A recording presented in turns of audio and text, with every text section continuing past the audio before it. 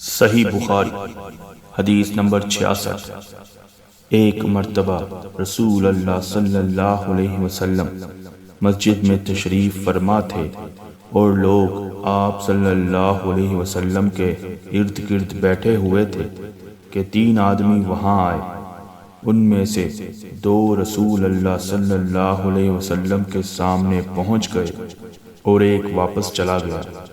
راوی کہتے ہیں کہ پھر وہ دونوں رسول اللہ صلی اللہ علیہ وسلم کے سامنے کھڑے ہو گئے۔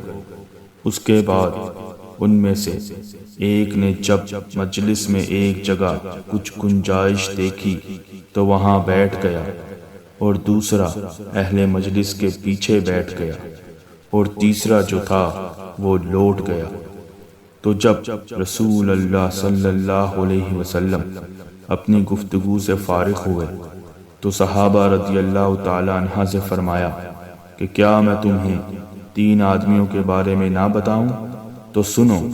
ان میں سے ایک نے اللہ سے پناہ مانگی تو اللہ نے اسے پناہ دی، اور دوسرے کو شرم آئی تو اللہ بھی اس سے شرمایا کہ اسے بھی بخش دیا، اور تیسرے شخص نے منہ موڑا تو اللہ نے بھی اس سے منہ موڑ لیا۔